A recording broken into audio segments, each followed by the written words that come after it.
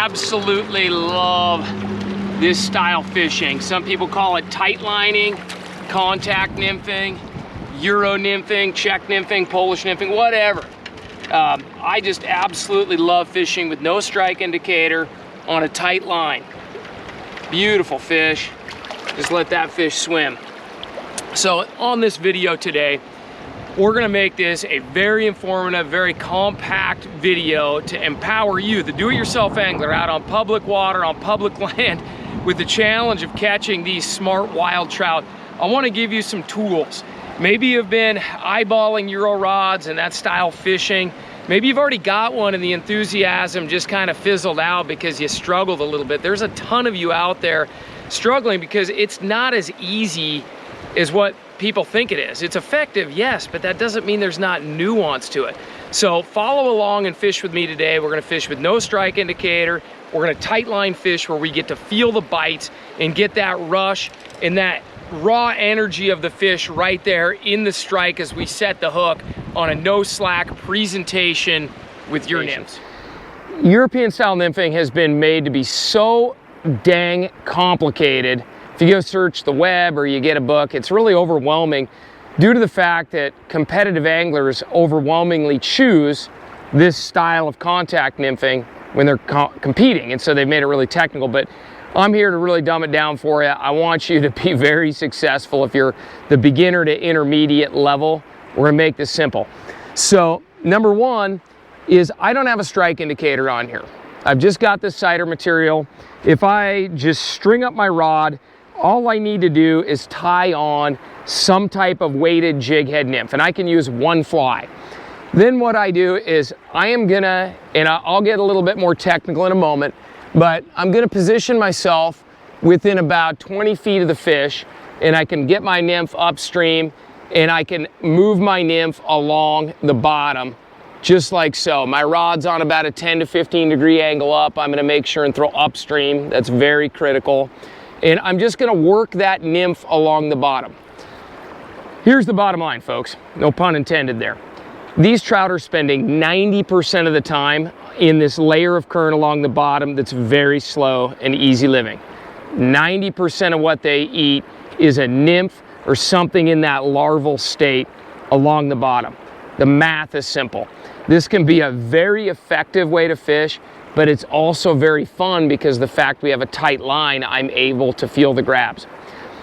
The other thing I want you to understand when it comes to like raw, match the hatch, organic, you know, just raw fly fishing is when I take this nymph and I put it on the bottom and I bring it from the bottom up when I pull tension to it, and we'll detail this out later. Don't freak out if you're not following me yet.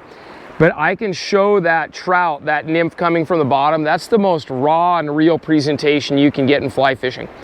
Anytime a nymph or a weighted fly goes in the water and it begins to sink, that's generally not regarded as food because the trout don't see the origin of the insect.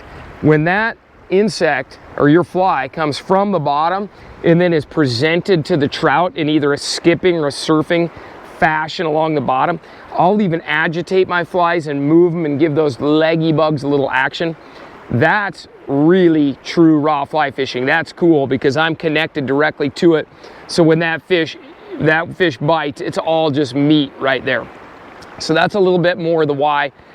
Let me show you next what I think you should do on day one with your Euro rod. And if you have not had the success you thought you should have, go back to this exercise, what I'm gonna show you, get good at this, and then we'll build up from there.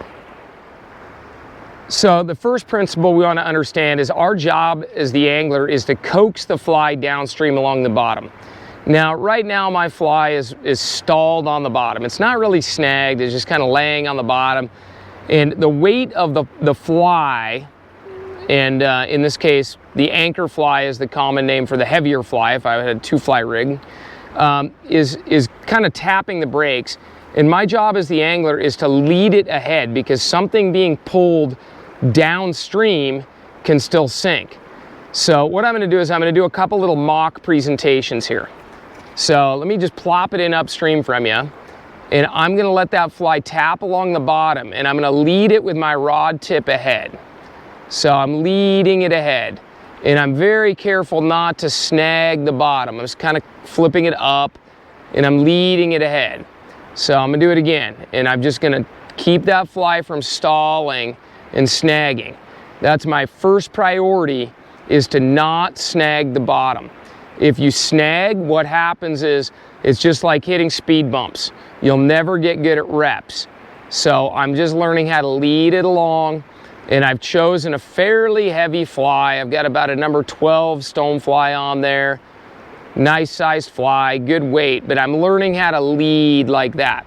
And I'm trying really, really hard not to snag. So what we'll do now is I'm gonna have you jump in behind me here and just kind of watch real time. And this is the first exercise that I want to see folks do. If you were in a class with me personally, I would make you do this for a little bit until we get good at just preventing the stall and learning how to lead a fly. We're looking for water that's maybe 12 to 18 inches deep and flat. I see a lot of people start in areas where there's big boulders or big drop-offs, and they're not making contact, and their fly is not touching the bottom, really putting the brakes on the setup, and they're just lost out there. Let's go ahead and ski the bunny slope in here first, then we'll tackle the white water just out beyond us. Day one.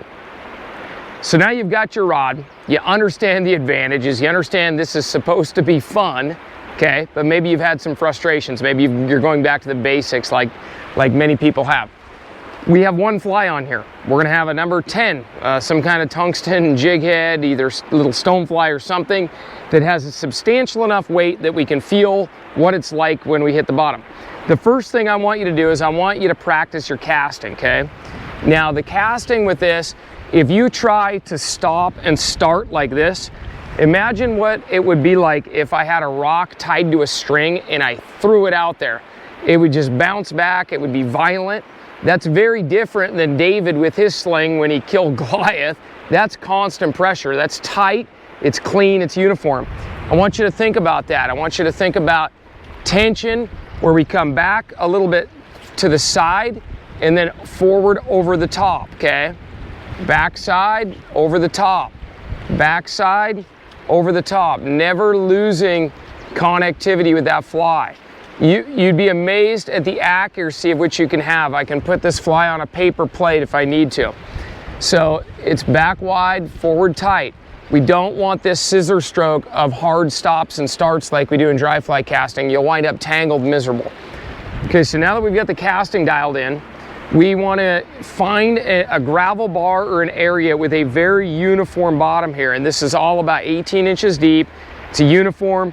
I see too many people just charge right in and they go fish this technical fishy water with big drop-offs and big boulders, and then they get snagged or they can't make contact with the bottom and they're lost and frustrated. Here I can see what's going on. It's plain, it's not fishy, but I've got to get used to finding contact and building a blueprint or a plan for each presentation. So I got a couple of options on my casting. I can do a pivot cast, which just means I set my fly down there and then I use the water to add a little tension. I love the pivot cast. But what I'm gonna do is I'm gonna learn how to lift, dip, and lead, okay? Lift, dip, and lead. You can say it out loud.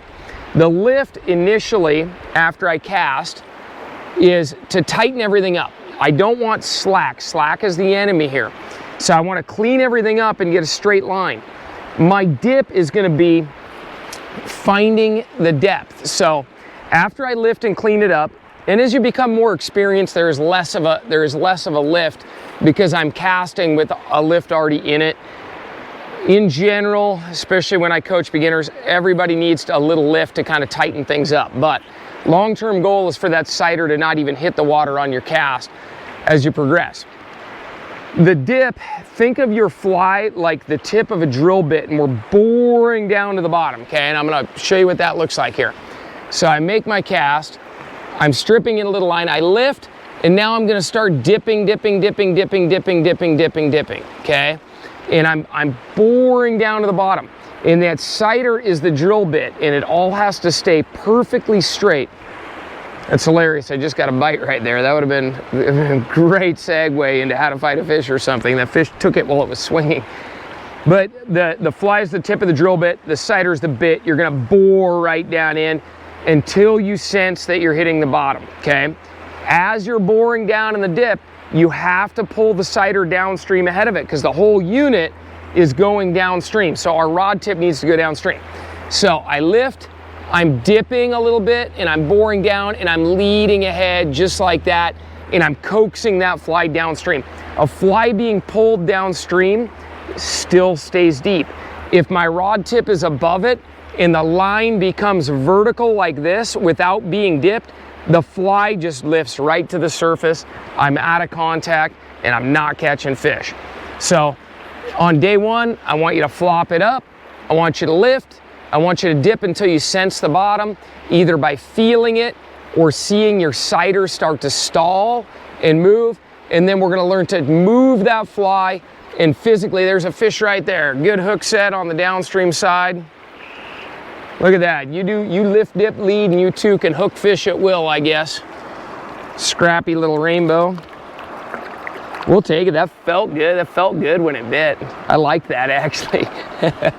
So develop a system for yourself. Don't worry about catching fish. Get good at the casting. And what you really want to avoid are the stalls and the snags. So there's another fish right there. This is unbelievable right here. So what we want to avoid are the stalls and the snags. You'll notice I'm fishing very shallow water with a heavy fly here, and I haven't snagged bottom one single time. It shouldn't be sloppy. It shouldn't be snaggy. You should learn to add enough tension. General rundown. So Euro style rods are going to be anywhere from a 2 to a 4 weight, with a 3 being the most common, anywhere from 10 feet long to say 11.3 on the long end.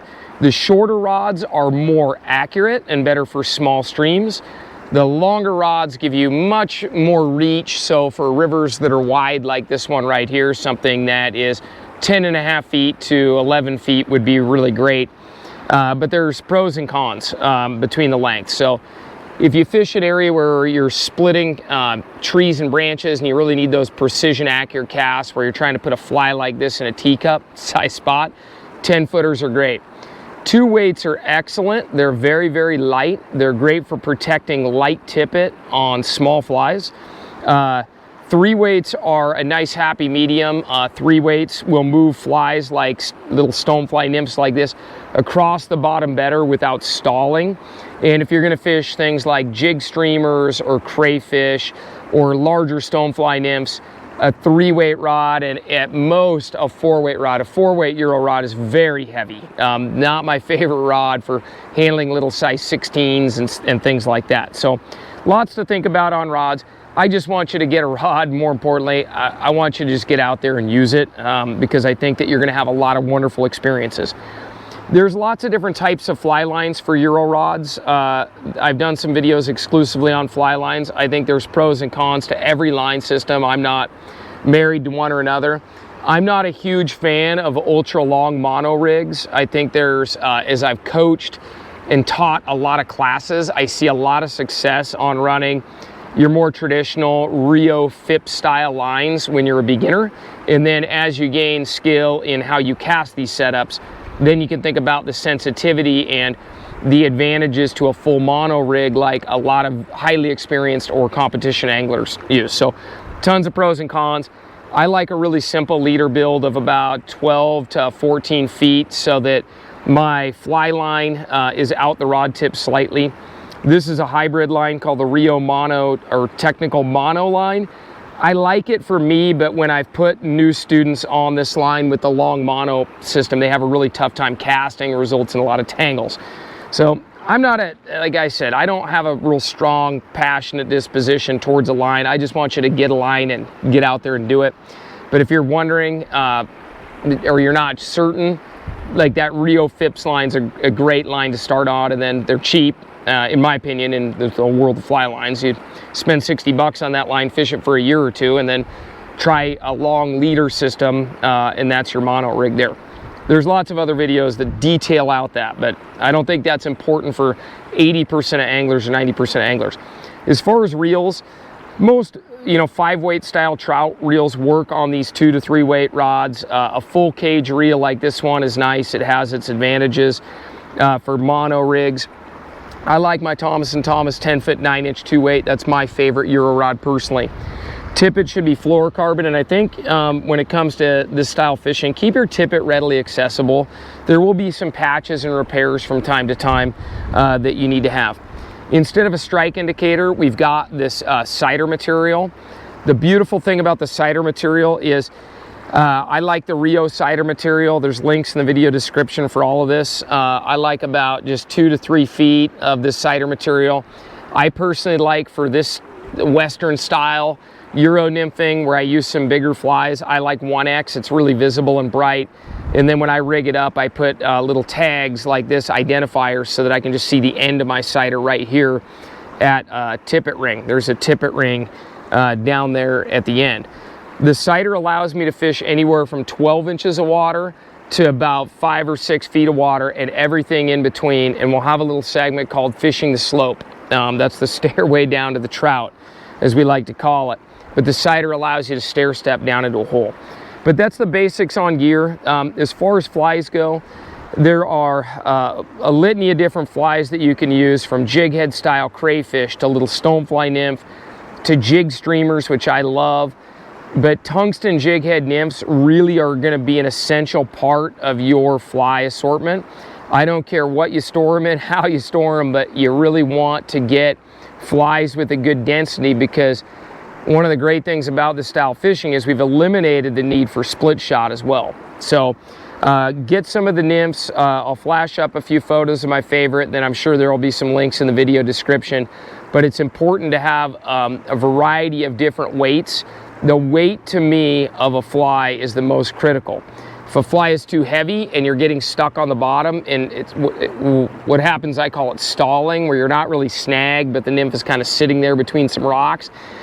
Stalling too much is really detrimental, so then you would want to just bring your leader in, make a quick change, put a little lighter nymph on, and find that balance where we can surf the bottom and really work the bottom in a very natural fashion.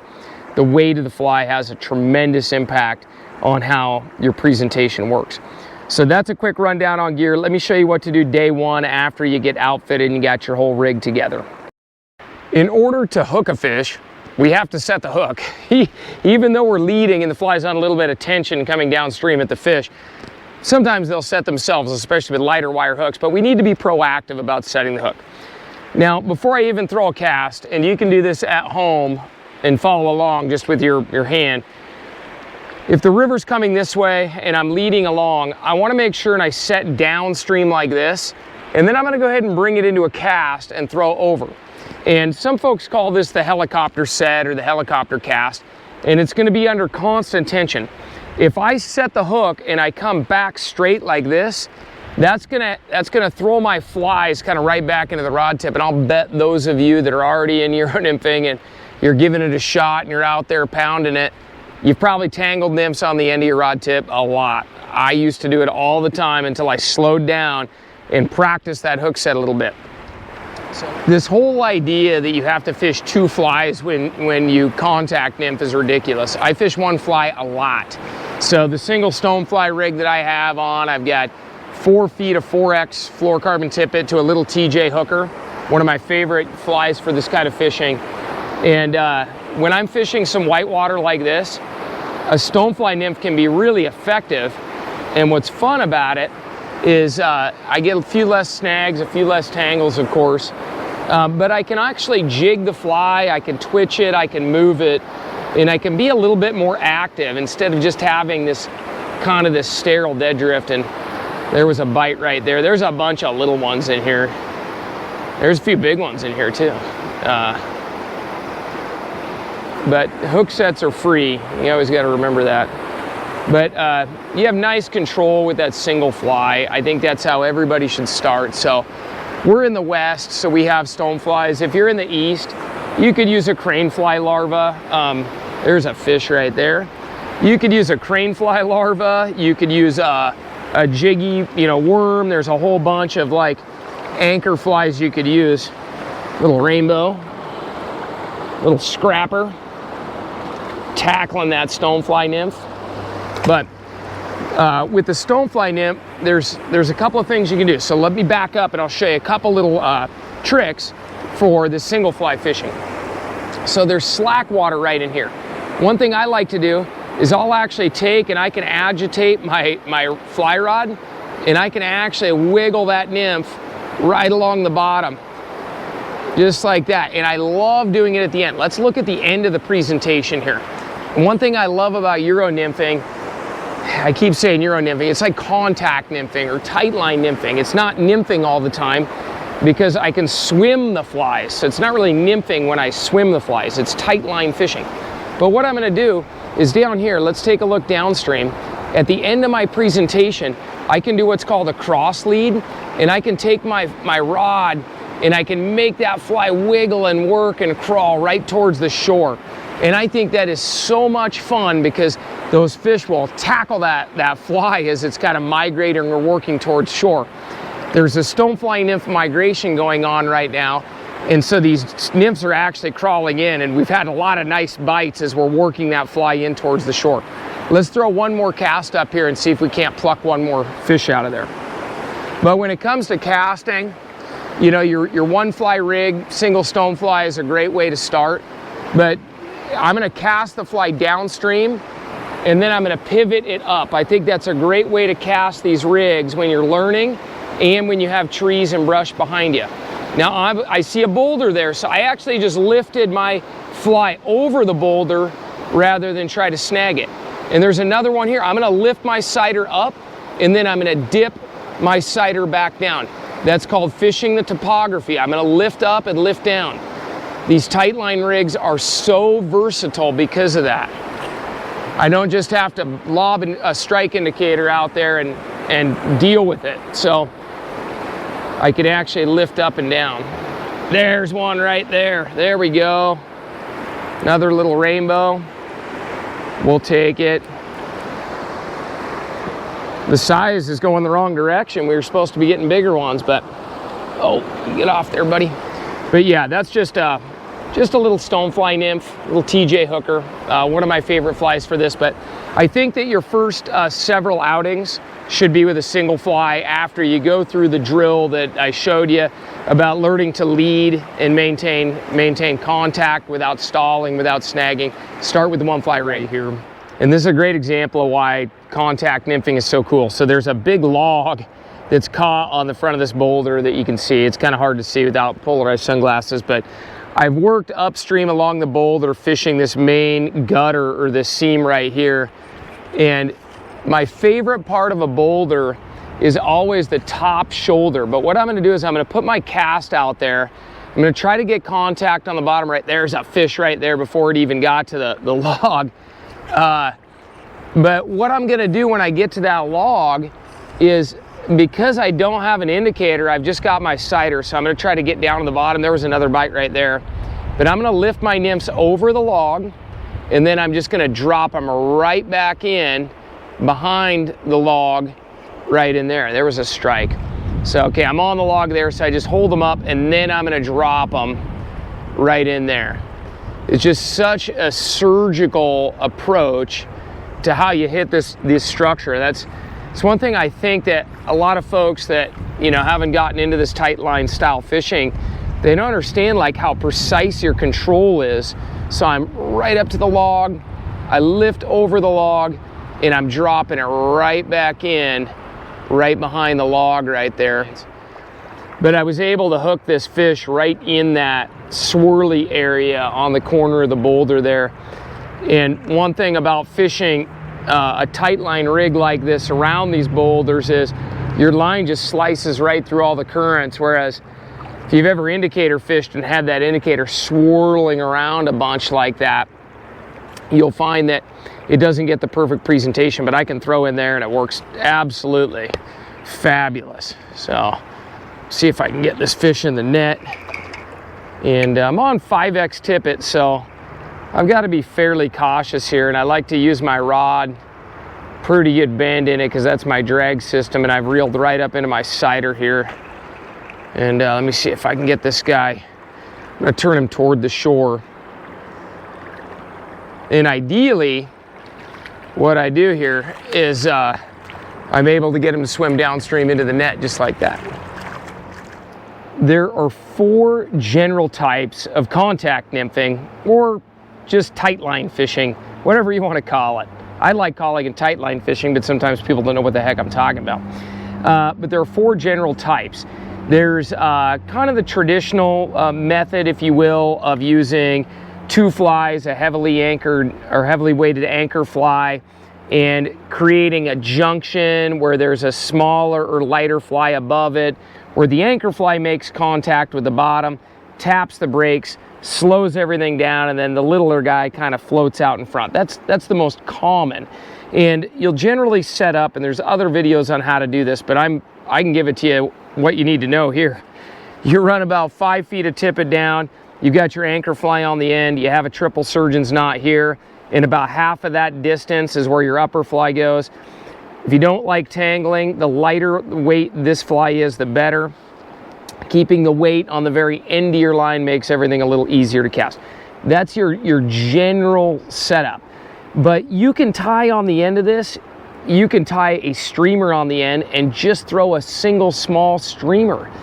There's great streamer patterns. There's links in the video description of streamers, and you can throw between rocks and between sticks, and you can swing it and jig it and twitch it along the bottom. You can pull it, lead it right through the rocks like a nymph. You can do so many creative things with those jig streamers, and you have incredibly fine control of that streamer fishing.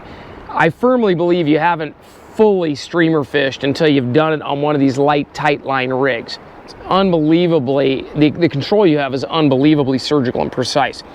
So you can fish jig streamers. You can fish a single stonefly nymph out west where I fish. I love fishing just a single small stonefly nymph. I don't need to throw a number 6 or a number 4.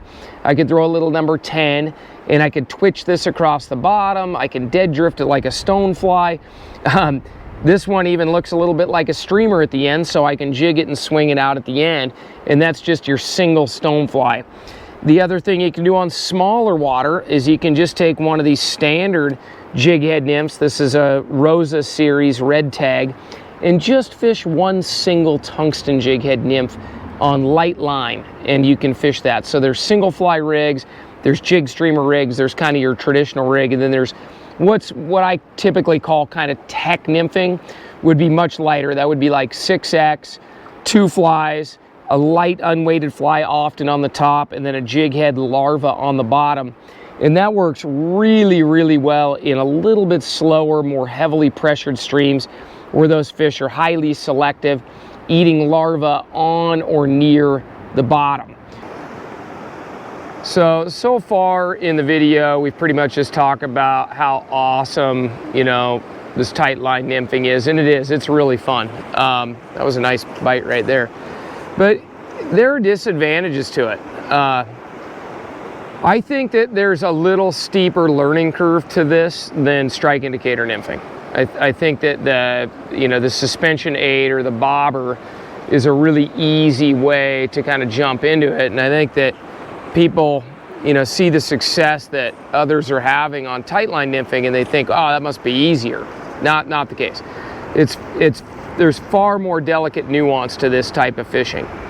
So I think that you want to be patient with yourself in the success that you're having. So that's one. 2, it's not as good for long presentations. Like even right now, I'm trying to cover a pretty big piece of water. There's a fish. I'm trying to cover a pretty big piece of water. And oh man, almost got the cameraman, almost doused the cameraman there. I'll net that little guy. Why not? Why not? Let's get it. So that one ate a little streamer. Look at this.